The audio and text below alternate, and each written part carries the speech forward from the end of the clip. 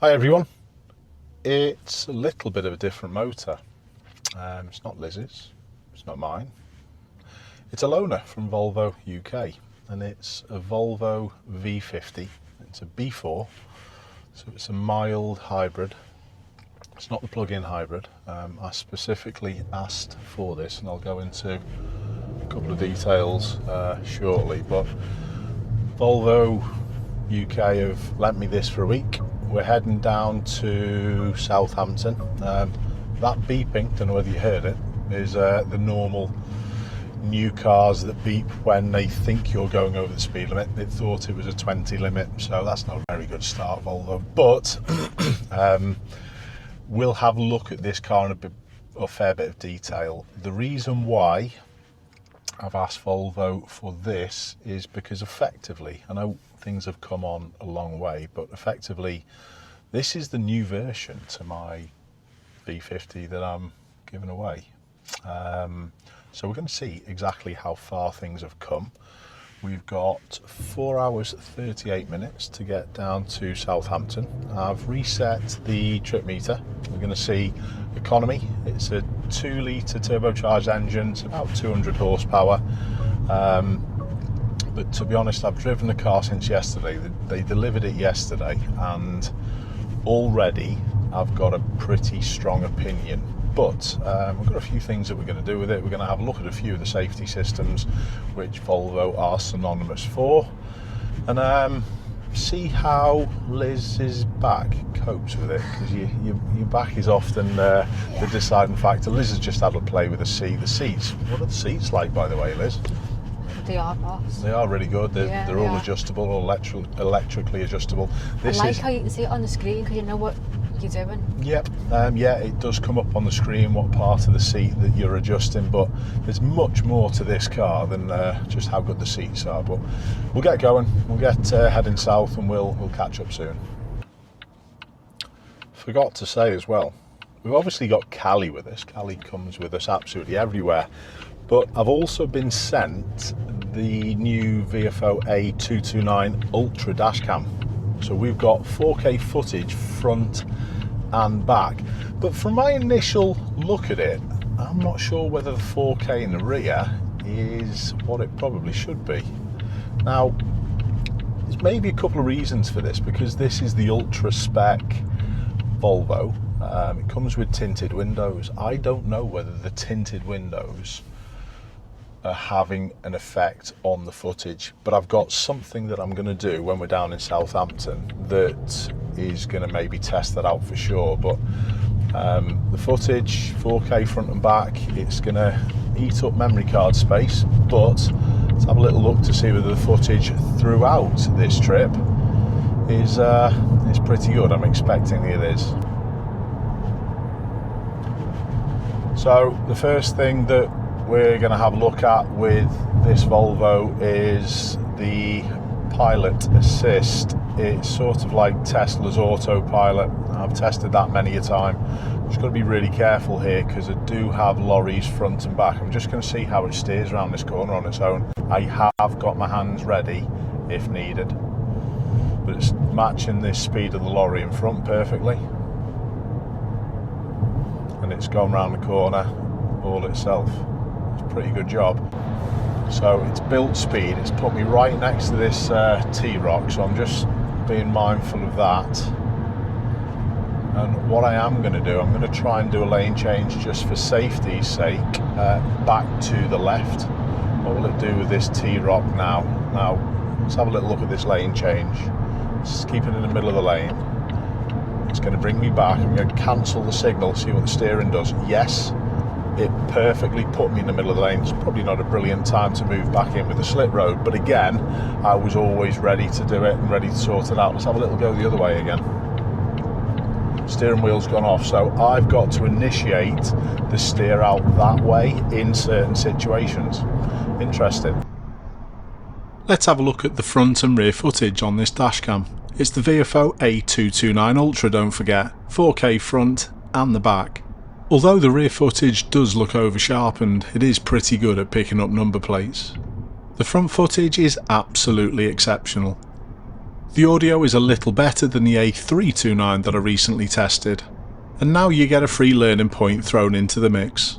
Over the next 6 months, please consider using the code 4James when buying your dashcam. If you do, you'll forego your 5% saving, but it will be given all to charity. Perfectly fine, undertaken like that, and there's a lane race. Not an issue. The James Bulger Memorial Trust is the charity that myself and Liz are supporting by running the London Marathon. So I've had a little bit more of a play with Pilot Assist, and I probably didn't give it the credit it deserves.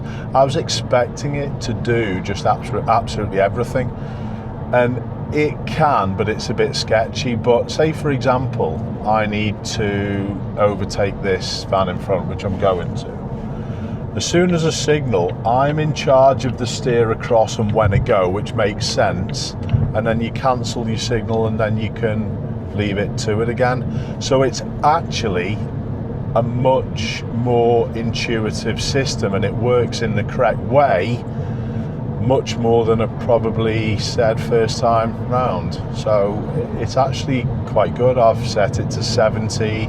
It keeps good distances. You can change the distances obviously here on the steering wheel, bigger or smaller distances. I generally have it set on the largest distance, but if you decide to do a lane change, I'm just going to do one back.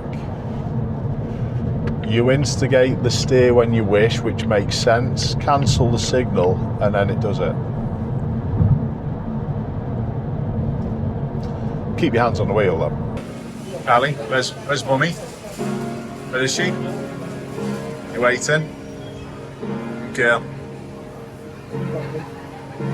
Wait for Mummy.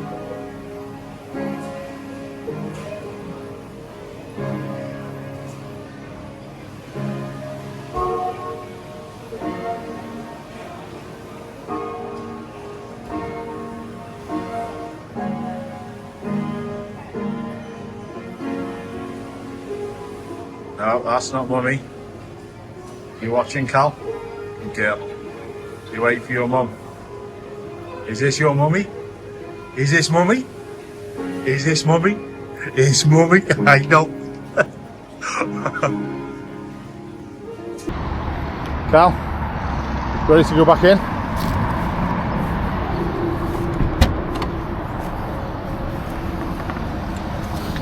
Hurry up. Up. Up. Good girl. Sit down. Good girl. Plenty of room. Give her the bone and the orange one. Yeah, she happy? For now.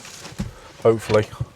Right, there's a little stop off. We're down. What services are we at? I can't remember. We've got just over 2 hours until we get there.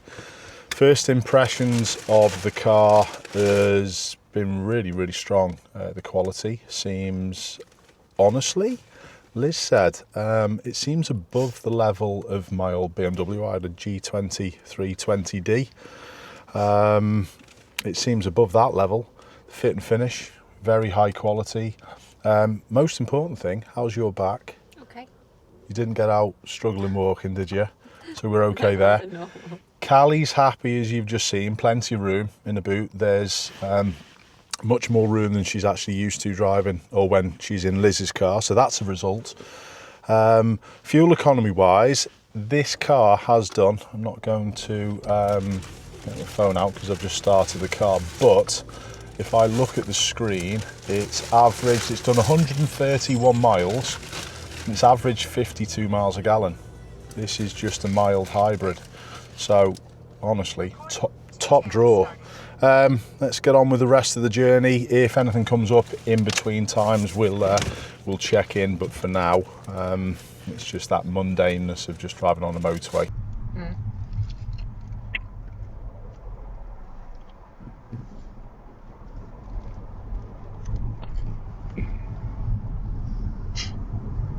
There's plenty of acceleration. Not really. Ooh, look at you, we're up to 65 miles an hour. Not too bad. That wasn't even full beans either. That was just a brisk one. So there's plenty of acceleration power in it as well. Performance-wise, is fine.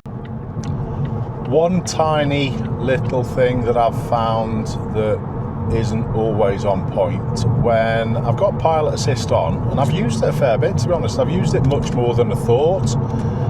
I do feel as though it sets the position, and it is just slightly here, slightly more to the left hand side of the lane than the right. It's only maybe that much, but sometimes when you're going past these lorries, that makes a little bit of a difference. So honestly, there is still an element of control that you can have. You can sort of like battle against it and pull it over here a little, and it doesn't take that much effort to do, but it always wants to put you back over that side just a tiny little bit. Interesting.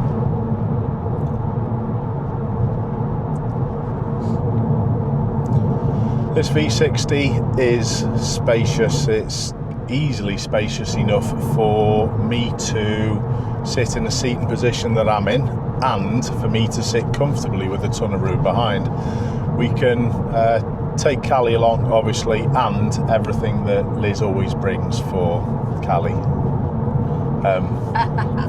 Guess who's higher in the pecking order, Callie or myself? You don't even need to answer that one.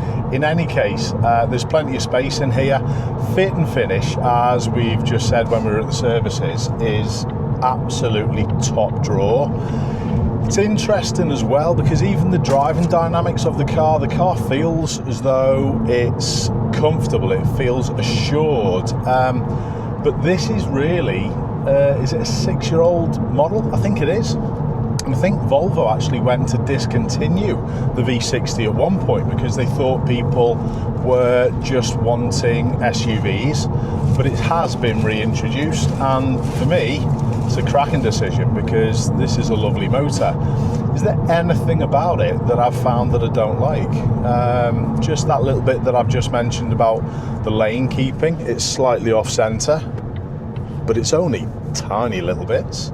The power, there's plenty in this B4 engine. They don't do a B5 now. They used to do a B5 a little while back, which had about 250 horsepower. But this 200 horsepower, it's got plenty for everyday needs. The gearbox, nice and smooth. It's not the sharpest. Interestingly, there are no driving modes like you will find in other brands, so you won't get a dynamic mode or a sports mode. It's just one mode, and it's perfectly acceptable for everything. The ride quality seems really good. Noise in the car, to be honest, the only noise that I can really hear is road noise. There's not really much engine noise, Liz, is there? No. Not much. All positive. Liz, anything that you've spotted that you think, I don't like that? You said about the screen, the display. I know your car's got a little bit bigger display. I said that it didn't really bother me. It makes no real odds because I don't really look at it that much. Even sat-nav, we've got a nice display in front of me on the dashboard saying where I'm going and how far it is. I've stayed 9.7 miles on the M40, so I've got everything in front of me. I don't really use that screen. Would that be an off-putting selling point for you with this sort of spec of car, Liz? And don't forget, it's probably mid £40,000 and probably a little bit more on certain spec and certain engine varieties of this car. Would you say that's a downside, or would that bother you in the slightest? No, it's when you have the Tesla, that I thought that screen was a bit too big, so I suppose it's swings and roundabouts. Yeah. I get it. Yeah. The operating system I have found initially to be a little confusing, but it is quite straightforward when you get used to it. The Google integration straight from the off from the Volvos is pretty good, honestly. I've had experience with that with one of my son's girlfriend's car or son's fiance car. They've got a Polestar and that's the same. I think it's good. You don't even have to connect your phone up to it, although this is probably a little gripe. maybe shows a little bit of out of dateness, but you have to plug your phone in to a charging port for you to use Apple CarPlay. That probably is the only negative I've found.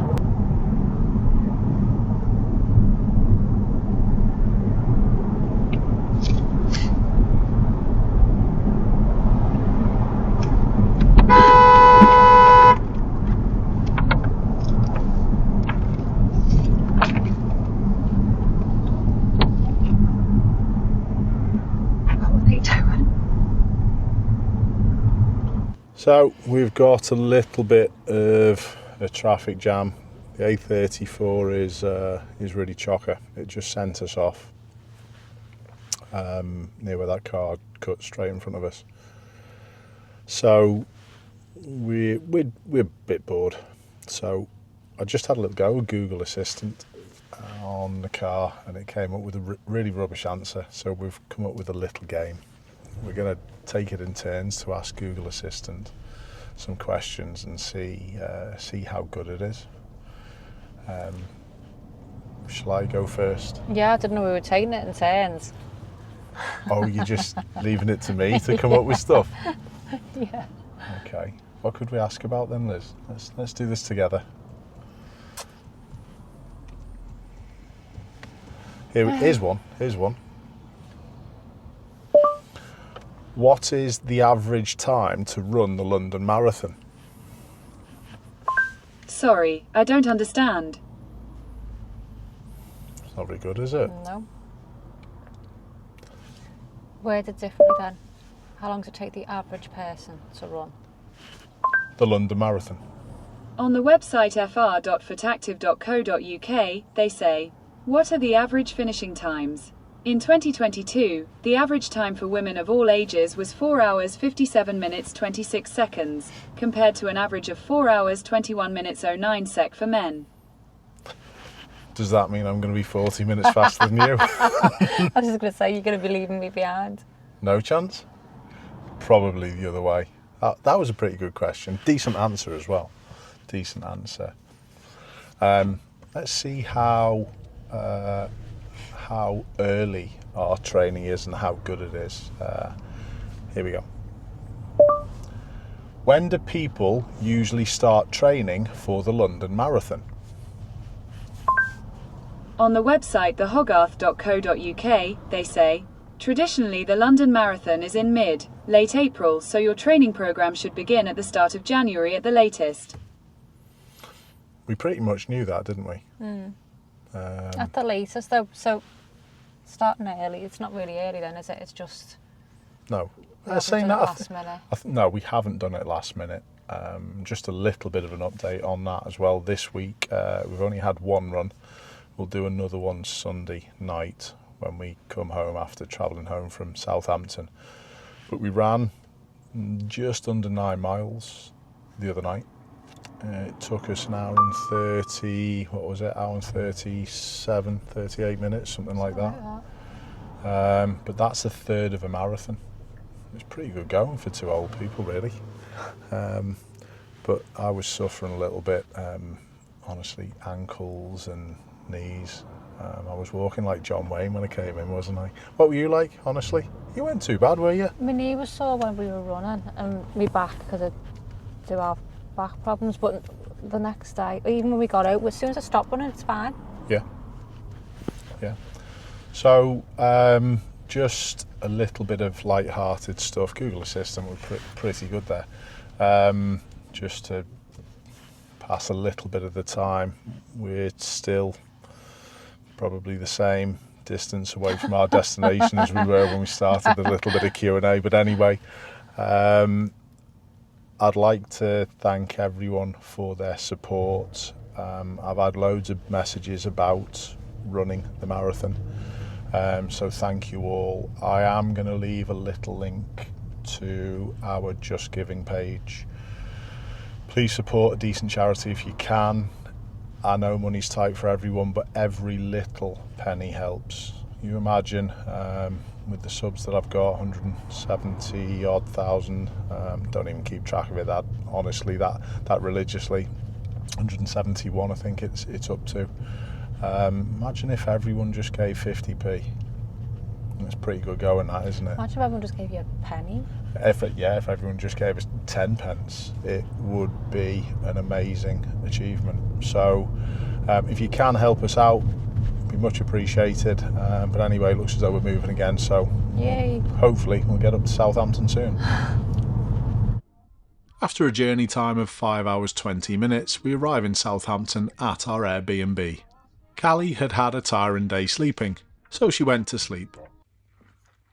Alright, Cal. I'm sleepy. Good girl. More from Southampton next time.